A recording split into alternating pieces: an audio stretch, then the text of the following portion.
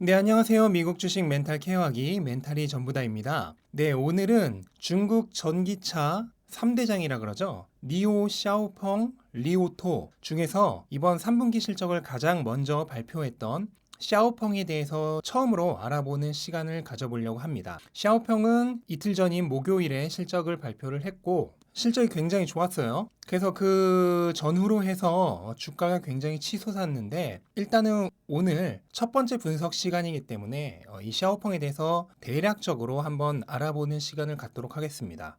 샤오펑이란 회사는 2014년도에 창립한 회사고 본사는 광저우에 있습니다. 그리고 주식은 미국의 뉴욕 증권 거래소에 상장이 되어 있고요. 샤오펑은 굉장히 여러 회사나 단체로부터 투자를 받았는데 가장 이제 유명한 투자자들이 알리바바나 폭스콘, 그 다음에 카타르 투자청, 아부다비의 국부펀드 등 굉장히 여러 곳에서 투자를 받았습니다. 샤오펑은 이번 연도 8월 27일 뉴욕 증권거래소에서 15억 달러로 IPO를 했습니다. 그러니까 이제 상장된 지 3달이 채 되지 않은 신규 상장주예요. 특이한 걸로는 나스닥이 아니라 뉴욕 증권거래소에 상장을 했다는 거. 그래서 니오도 나스닥이 아니죠. 중국 전기차 3대장 중에서는 리오토만이 나스닥에 상장이 되어 있다는 점은 상식으로 알아두시면 좋을 것 같습니다. 네, 그래서 지금 샤오펑 같은 경우에는 총 2가지 모델의 차량을 판매하고 있어요. 첫 번째가 G3 SUV 모델인데 이 모델은 상대적으로 저가형 모델입니다. 하나로 약 2,500만 원에서 3,300만 원 사이에 가격이 책정되어 있는 모델이고요. 현재 중국 시장의 전기 자동차 점유율 1위인 테슬라와 비교를 해서 상대적으로 이 모델은 가격대에 메리트가 있는 거죠. 테슬라에는 직접적으로 경쟁을 할 만한 가격대의 차량이 없기 때문에 그래서 테슬라가 25,000불 전기 자동차를 만들겠다고 하는 것도 바로 이 가격대가 가장 보편적이고 공략하기 쉬운 가격대의 차량이기 때문입니다. 그래서 샤오펑은 이 가격대의 모델을 가지고는 있는데 판매량이 뭐 그렇게 많은 건 아니에요. 왜냐하면 전기 자동차는 아무래도 어느 정도 돈이 있는 사람들이 사는 경우가 많아서 어느 정도 가격대가 있는 자동차들이 수요가 있기 때문에 이게 이제 주력 모델은 아닙니다. 샤오펑의 주력 모델은 바로 이 중형 세단인 P7이에요. 이 P7 같은 경우에는 가격대가 한화로 약 3,300만 원에서 5,700만 원까지 포진이 되어 있습니다. 그래서 이 샤오펑의 이 P7이 테슬라의 모델 3와 직접적인 경쟁 상대입니다. 테슬라의 모델 3와 마찬가지로 모델은 총 3가지가 있습니다. 스탠다드, 롱레인지, 퍼포먼스 이렇게 3가지 형태의 모델이 있고 테슬라와 비교해서 가격이 저렴해요. 스탠다드의 경우에는 약 23만 위안인데 중국 테슬라 모델 3의 가격이 약 25만 위안이거든요. 그러니까 가격이 더 싸죠. 그 다음에 롱레인지로 가면은 더 차이가 많이 납니다. P7은 25만 4,900위안인데 테슬라는 30만 9,900위안이에요. 그러니까 가격 차이가 꽤 나고 고성능, 퍼포먼스 버전으로 가면 가격 차이가 더 납니다. P7은 33만 9,900위안이고 테슬라는 41만 9,800위안이에요. 가격 차이가 상당히 나죠. 그래서 좀 더 비교를 해보자면은 우선 스탠다드 모델을 기준으로 비교를 하면은 P7 같은 경우에는 제로백은 6.7초로 테슬라의 5.3초보다 좀 느린 편이지만 주행 가능 거리가 NEDC 기준으로 여기서 NEDC는 중국의 주행거리 측정 기준입니다. 이거 기준으로 586km 반면 테슬라의 모델 3는 429km로 주행 가능 거리가 훨씬 높습니다. 그리고 차량 크기가 좀 달라요. P7은 차량 크기가 좀 큽니다. 우리나라로 치면 소나타랑 거의 비슷한 크기고 반면에 모델 3는 우리나라로 치면 아반떼랑 비슷한 크기예요. 그러니까 급 차이가 조금 나죠. 차량은 둘 다 후륜 구동이 기본이고 주행 가는 거리가 이렇게 차이가 나는 거는 배터리의 용량이 좀 차이가 납니다. 모델 3는 55kWh의 배터리인 대비해서 P7은 70kWh의 배터리이기 때문에 이 배터리 차이로 인해 주행 가는 거리가 좀 길어요. 배터리는 두 회사 모두 CATL의 배터리를 사용을 하고 있습니다. 그러니까 리튬 인산철 배터리죠. 동일한 배터리인데 용량 차이로 인해서 주행 거리가 좀 차이가 난다.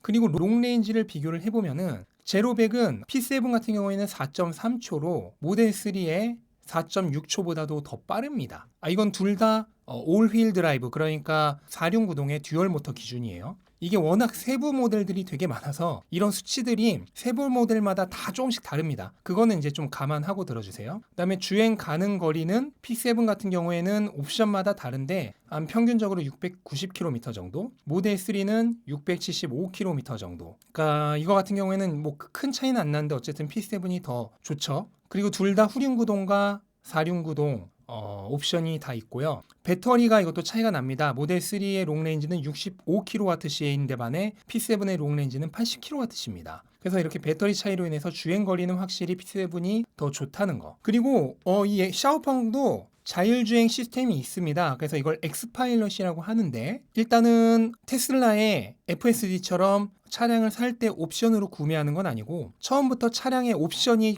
그러니까 급이 나눠져 있어서 그 급마다 다른 사양의 엑스파일럿, 그러니까 샤오펑의 자율주행 시스템이 실리는 그런 구조입니다. 그렇기 때문에 오토파일럿까지 감안했을 때는 가격이 훨씬 더 저렴해져요, 샤오펑이. 그래서 가장 좋은 자율주행 옵션 기준으로 자율주행 레벨 3을 표방하고 있습니다. 근데 이건 이제 샤오펑의 자체적인 자율주행 시스템이 아니에요. 당연히 샤오펑이 그런 걸 개발할 능력이 있을 리가 만무하죠. 여지껏 경력도 없는 새로운 자동차 회사가 그런 걸 자체적으로 개발할 능력이 없기 때문에 이 자율주행을 어떤 걸 갖다 쓰냐면 바로 엔비디아의 드라이브 OS를 사용해서 자율주행을 구현을 합니다. 그러니까 테슬라가 애플의 iOS 같은 개념이라면 샤오펑은 엔비디아의 자율주행 OS, 스마트폰으로 치면 안드로이드 OS를 사용하는 그런 느낌이라고 생각을 하시면 돼요. 그래서 탑재되어 있는 자율주행 구동 컴퓨터의 능력은 좀 차이가 나요. 샤오펑 같은 경우에는 엔비디아의 제비어 칩을 사용을 하는데 이게 이제 초당 30조 회를 연산이 가능한 칩이고, 반면에 테슬라의 FSD 컴퓨터는 초당 144조 회의 연산이 가능합니다.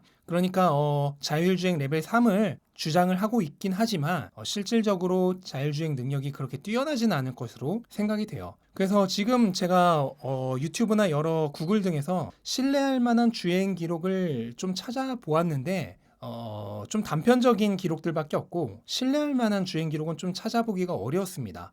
그래서 샤오펑의 차량에 대해 종합을 해보자면 우선 테슬라보다 크다. 그리고 재원상 성능도 더 좋다. 자율주행도 어쨌든 규격상으로는 테슬라의 레벨 2.5보다 더 좋은 레벨 3.0을 주장하고 있다. 그런데 심지어 더 싸다. 라는 점이 있습니다. 거기다가 중국에서만 따지면 일단은 국산차라는 장점이 있죠. 국산차는 뭐 AS라든지 세금이라든지 여러 가지 면에서 분명히 수입차보다는 이점이 있죠. 또한 중국 기준으로 얘기를 하자면 분명히 테슬라에는 견제가 들어갈 것이고 자국 업체는 밀어주기를 하겠죠. 이런 점 등에서 중국 시장에서는 분명히 메리트가 있습니다. 단 샤오펑이 주장하는 여러 가지 사양이나 자율주행 성능 같은 경우에는 아무래도 중국 업체의 그 주장이기 때문에 조금 신뢰성이 떨어진다는 거. 뭐 이 부분은 각자 개인이 판단해야 될 부분인 것 같습니다. 네, 그래서 이 샤오펑이 특히나 9월이 되면서 더 급부상을 하고 있어요. 중국 내 전기차 시장의 판매율을 보면은 7월에는 이제 테슬라 모델 3가 압도적으로 1위를 했고 샤오펑의 차량은 리스트업이 되지 않았습니다. 그리고 8월에도 모델 3가 1위를 했고 샤오펑 차량은 역시나 순위에 들지 못했어요. 하지만 9월이 되면서 급부상을 하는데 샤오펑의 P7이 10위권 바뀌긴 하지만 리스트에 들었다는 게 이제 의미가 있죠. 1위는 모델 3를 제치고 홍광의 미니 EV라는 차량이 올랐는데 이 차량은 2인승 굉장한 초소형 차량입니다. 그러니까 아예 지금 뭐 모델 3나 P7 등과 경쟁이 되는 그런 차량은 아니에요. 완전한 초소형 차량이라는 거. 그래서 이번 3분기 실적은 얼마나 좋아졌을까? 를 이제 살펴봐야겠죠. 우선은 재무제표 등을 보기 전에 이번 3분기 실적에 대해서 개요를 먼저 살펴보자면은 EPS는 농갭 기준으로 시장 예측치 마이너스 0.18달러 대비 어닝 미스가 나왔어요. 마이너스 0.33달러로 부족했는데 샤오펑 같은 회사에게 지금 EPS는 별로 중요한 게 아니죠. 어차피 이익이 날 거라고 생각을 해서 투자를 하는 회사는 아니니까. 중요한 거는 매출입니다. 매출이 2억 9,300만 달러로 작년 3분기 대비 거의 5배 가까이 성장을 했어요. 거기다가 차량 판매량도 굉장히 좋았는데 3분기 인도량이 총 8,578대로 작년 3분기 2,345대에 대비해서 265%나 성장을 했고, 바로 지난 분기인 2분기에 3,228대 대비해서도 165%나 증가를 했습니다. 좀 더 세부적으로는 모델 3의 대항마인 P7이 6,210대, 그리고 저가형 SUV 차량인 G3가 2,368대입니다. 거기다 4분기 가이던스도 좋았어요. 우선은 차량 인도량은 이번 분기 8,578대보다 더 늘어난 1만 대를 예상을 했고, 이거는 연간 성장률로 치면은 무려 210% 성장입니다. 그리고 4분기 매출도 이번 분기에 2억 9,300만 달러보다도 더 늘어난 3억 3,200만 달러. 이거는 연간으로 치면 성장률이 무려 243%입니다. 이렇게 4분기 가이던스도 아주 좋게 발표를 했어요. 그러면 이제 실질적으로 한번 재무제표를 들여다보자면은 저는 숫자를 복잡하게 보는 거 굉장히 싫어한다는 거 다들 아시죠? 특히나 이런 드림주들, 초성장주들에게 재무제표는 사실 의미가 별로 없는 경우가 많습니다. 그래도 이제 형식적으로나마 좀 들여다보자면 우선은 가장 중요한 게 자산과 부채의 비율이 얼만큼 될까죠? 그 부분을 살펴보면은 위안화 기준으로 현재 유동성 자산, 그러니까 1년 이내에 현금화할 수 있는 자산은 약 230억 위안 정도가 있고, 그리고 비유동 자산은 약 45억 위안 정도가 있습니다. 이에 대해 부채는 1년 이내에 갚아야 되는 유동 부채가 약 59억 위안이 있고, 그 다음에 만기가 1년 이상인 비유동 부채가 21억 위안 정도 있어서 총 부채는 80억 위안 정도가 있습니다. 그래서 자산이 총 270억 위안이 넘게 있는데 부채가 80억 위안 정도밖에 되지 않기 때문에 현재 재무 건전성은 굉장히 좋은 편이라는 거. 단 이거는 주의를 해야 되는데요. 워런 버핏 같은 경우에는 기업이 발표한 자산을 거의 믿지 않아요. 예를 들어서 여러분들이 옷을 파는데 그 옷을 정가 그대로 다 자산으로 기록을 해서 재무제표에 넣는다고 하더라도 나중에 실제로 여러분의 사업을 누가 인수했다고 했을 때 그거를 그 쌓여있는 재고를 내다 팔 때 과연 그 재무제표에 적혀있는 자산 그대로 인정을 받을 수가 있을까요?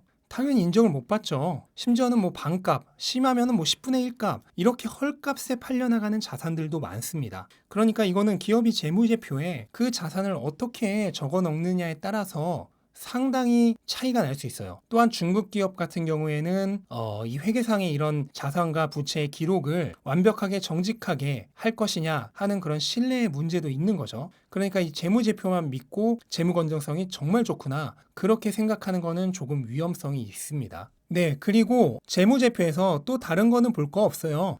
특히나 뭐 이런 기업 같은 경우에는 지금 수익성이 중요한 기업이 아니기 때문에 저는 현재 샤오펑 같은 경우에는 매출만 중요하게 보면 된다고 생각을 합니다. 그 매출 중에서도 차를 팔아서 나오는 매출, 그러니까 비이클 세일즈가 되겠죠. 이 부분만 보면 돼요. 그래서 작년 3분기와 비교를 하면 되는데 작년 3분기에 차량 판매 매출이 약 4억 위안 정도였죠. 그런데 이번 분기에는 거의 19억 위안입니다. 그러니까 5배 가까이 성장을 한 거예요. 그리고 바로 지난 분기 2분기와 비교해도 3배 이상 성장을 했습니다. 그러니까 샤오펑이 지금 3분기 들어서 엄청나게 급성장을 하고 있구나 하는 거는 명백하게 입증이 된 것이라고 볼 수가 있습니다. 그래서 현재 밸류에이션을 좀 보자면요.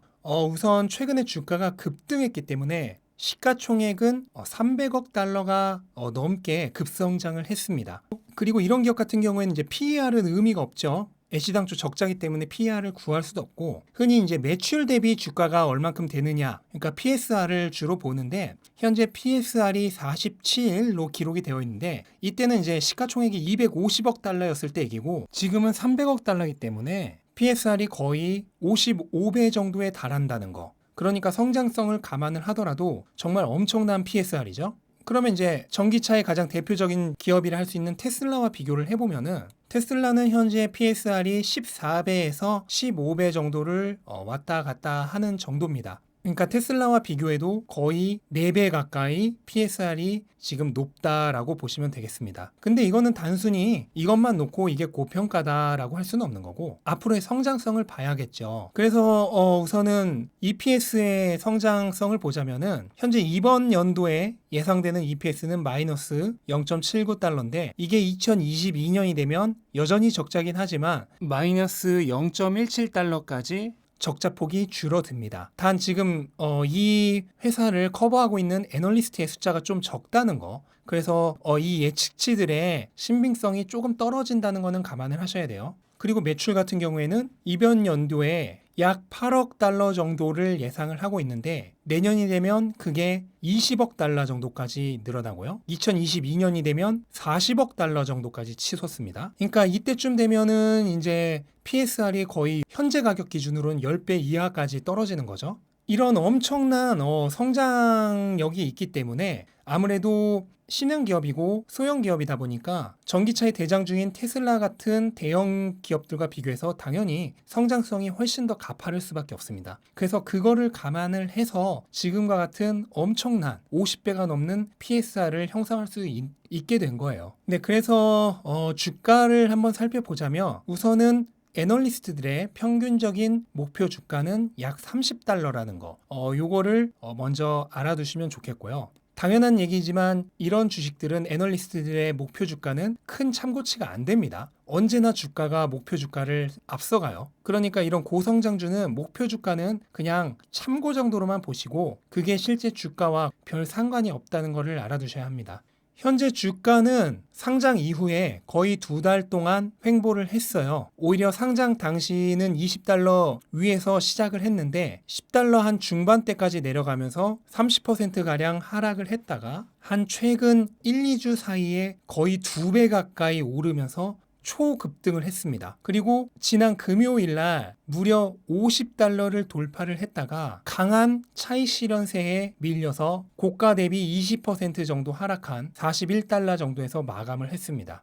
지금 보시면은 윗꼬리랑 아랫꼬리가 둘 다 길게 달려있는 게 보이시죠? 이거는 지금 위로 올라갔을 때 차익 실현하려고 하는 매도세의 힘도 강하지만 떨어졌을 때 새로 사고 싶어하는 매수세의 힘도 굉장히 강하다는 겁니다. 또한 워낙 지금 현재 단기적으로 급등을 했다 보니까 그 위아래로 움직이는 폭이 엄청나게 강한 거죠. 지금 하루 동안에만 거의 위아래로 30% 사이에서 움직였으니까 정말 변동성이 극심한 상황이라고 할 수 있고 매물대를 보자면 지금 현재 가격보다 위에 있는 가격, 그러니까 고점대에서 상당히 많은 사람들이 물려 있습니다. 이 부분은 향후 주가가 올라가려는데 조금 장애물이 될 수가 있는 부분이죠. 그리고 밑으로는 지지층이 좀 얇아요. 지지층이 좀 얇은데 저 밑에 35달러 부근에 좀 강력한 지지 세력이 있습니다. 이게 바로 차트에서는 이 부분인데 이렇게 차트의 상에서 주가가 점프해서 시작하는 거를 갭이라고 합니다. 이걸 갭 상승이라고 하는데 이 갭이 있는 부분의 하단 부분 같은 경우가 흔히 말하는 갭 지지선이 됩니다. 왜냐하면 갭이 발생했을 경우에 그 갭이 발생한 부분은 별로 거래가 없겠죠. 그러니까 거기는 지지 세력이 별로 없어요. 그러니까 거기까지 주가가 흘러내리면 그 갭 부분은 쉽게 주가가 떨어집니다. 하지만 갭이 시작하는 부분에는 주식을 들고 있는 사람들이 많이 있겠죠. 그러니까 그 부분은 지지선이 돼요. 그래서 이렇게 갭이 발생을 했을 경우에 그 갭이 시작되는 부분은 지지선이 된다는 거는 상식적으로 알아두시면 좋겠고 그래서 실제로도 매물대가 그 부근에 많이 있죠. 이게 단순히 차트상 갭이 시작되는 곳이 지지선이 되는 게 아니라 실제로 매물대가 많이 있기 때문에 지지선이 된다는 것을 증명해 주는 겁니다. 네, 그래서 결론을 내리자면은 제가 결론을 내릴 수도 없는 입장이지만 일단 현재는 주가가 대단히 급하게 급등해 있는 상황이다. 그리고 마지막 거래일에 주가 변동이 굉장히 극심한 상황이기 때문에 일단 지금 진입을 하고자 한다면은 상당한 용기가 필요한 시점입니다. 일단 밸류에이션은 단순히 숫자로만 보자면 엄청난 고평가 상태다. 하지만 향후 성장성을 믿는다면 충분히 그 정도의 밸류에이션이 나오는 게 가능할 수도 있지 않을까라고 생각은 들지만 어쨌든 현재 주가는 분명히 지나치게 오버슈팅을 한 면이 있다고 보입니다. 그러니까 새로운 신규 진입은 조금은 신중해야 될 필요가 있어요. 저는 중국 업체에 투자를 하지 않기 때문에 이 회사에 투자할 일은 없지만 만약에 제가 진입을 한다면은 적어도 이 갭 지지선 부근인 34달러 이 부분까지는 기다렸다가 진입을 하지 않을까라고 생각을 해봤습니다. 네, 그 외에도 중국 주식은 분명히 리스크가 있어요. 그래서 중국 주식의 리스크에 대해서도 오늘 얘기하기에는 좀 영상이 너무 길어질 것 같고 향후 시간을 내서 또 중국 주식의 리스크는 어떤 점이 있는지 좀 알아보는 영상을 나중에 만들도록 할 테니까요. 중국 주식의 리스크가 염려되는 분들은 그 영상을 좀 기다렸다가 봐주셨으면 좋겠고요. 오늘은 일단 여기까지로 정리를 하겠습니다. 그래서 샤오펑에 대해서 알아봤고 향후 며칠간 리오토랑 니오에 대해서도 알아보는 영상을 올리도록 할 테니까요. 기다리셨다가 꼭 시청을 해주시기 바라겠습니다. 내 영상 도움이 되셨다면 구독과 좋아요 부탁드리고 오늘은 여기까지로 마치겠습니다. 감사합니다.